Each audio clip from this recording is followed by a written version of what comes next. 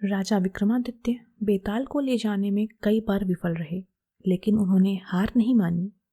इस बार भी उन्होंने बेताल को अपने कंधे पर लादा और आगे बढ़ने लगे। हर बार की तरह इस बार भी बेताल ने राजा को नई कहानी सुनाई। एक बार की बात है, उज्जैन शहर में एक राजा राज करता था। उसका नाम वीरदेव और रानी का नाम पद्मा था। उन दोनों की एक बेटी थी, रूपमती।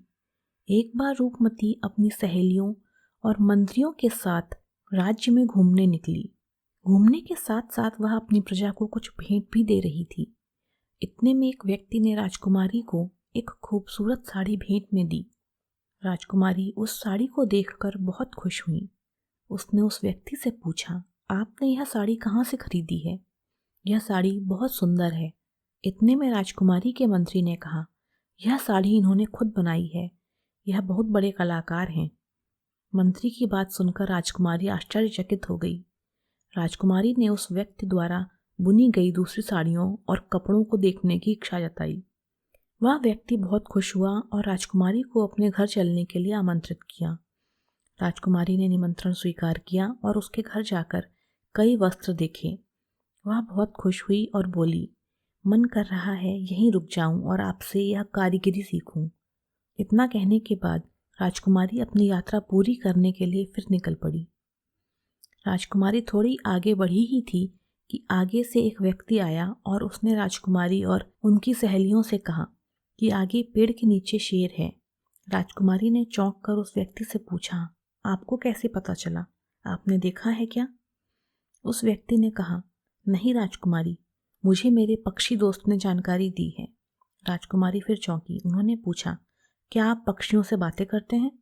तो उस व्यक्ति ने जवाब दिया कि उसे पक्षियों, जानवरों और पानी में रहने वाले जीवों की भाषा आती है। राजकुमारी यह सुनकर काफ़ी खुश हुई और चिड़ियों और जानवरों की भाषा सीखने की इच्छा जताकर उन्हें महल आने का निमंत्रण दिया।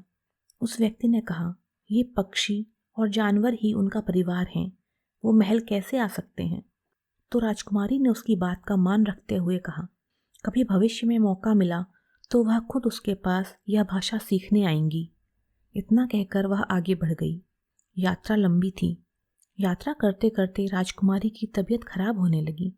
राजकुमारी को वैद्य के पास ले जाया गया। उस वैद्य ने राजकुमारी को उनके यहाँ आराम करने को कहा और जड़ी बूटी दी। उस दवा के सेवन से कुछ ही घंटों में राजकुमारी ठीक हो गई। राजकुमारी ने उस वैद्य का धन्यवाद किया और वहाँ बैठे अन्य मरीजों ने वैद्य के बारे में राजकुमारी को कई बातें बताईं कि कैसे वो सबकी सेवा करते हैं और उनकी दवाइयों से कई लोग ठीक हो गए हैं। यह सब सुनकर राजकुमारी ने वैद्य से कहा, आप बहुत अच्छा और पुण्य का काम कर रहे हैं। मेरा भी मन है कि मैं भी दूसरों की ऐसे ही सेवा करूं। फिर राजकुमारी अपनी यात्रा पूरी करने आगे निकल पड़ी। वह थोड़ी दूर ही गई थी कि उसका पैर जानवरों के लिए बिछाए गए एक जाल में फंस गया। राजकुमारी मदद के लिए चिल्लाने लगी। उसकी सहेलियां और मंत्री भी मदद के लिए पुकारने लगे। इतने में एक वीर ने अपनी सूझबूझ और तीरंदाजी से राजकुमारी को जाल से बाहर निकाला। राजकुमारी खुश हुई और उसने वीर का धन्यवाद किया।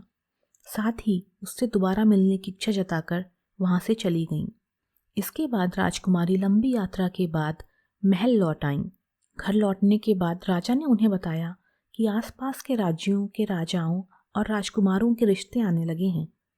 राजकुमारी ने पिता की बात सुनी और कहा कि उन्हें कोई राजा या राजकुमार नहीं, बल्कि कोई साधारण व्यक्ति चाहिए। उन्होंने पिता से कहा, मैंने इस यात्रा में यह जाना है कि साधारण मनुष्य भी बहुत ज्ञानी, मेहनती और महान होते हैं, इसलिए मुझे कोई साधारण व्यक्ति ही जीवन साथी के रूप में चाहिए। राजा ने बेटी की बात को मानते हुए स्वयंवर की घोषणा की। उस स्वयंवर की बात उन चारों व्यक्तियों तक भी पहुंची जिनसे राजकुमारी यात्रा के दौरान मिली थी। वो चारों राजकुमारी के स्वयंवर में पहुंचे। कहानी यहाँ तक पहुंची ही थी कि हर बार की तरह इस बार भी बेताल ने कहानी को बीच में रोकते हुए विक्रम से सवाल पूछा।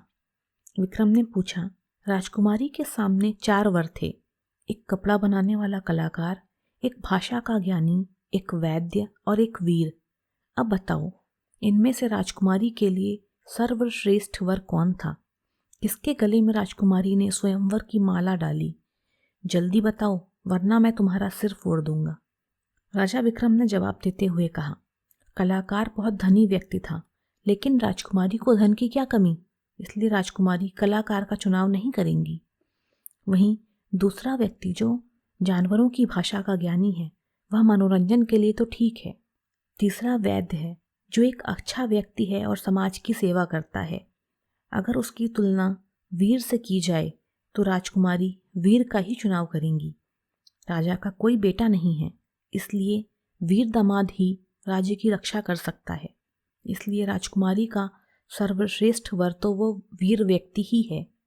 विक्रम की बात सुनकर बेताल खुश हो गया, लेकिन हर बार की तरह विक्रम के बोलते ही बेताल फिर पेड़ पर जाकर लटक गया। दोस्तों, यदि आपको हमारी यह कहानी पसंद आई हो तो हमारे चैनल को सब्सक्राइब कर बेल आइकन दबाना ना भूलें। धन्यवाद।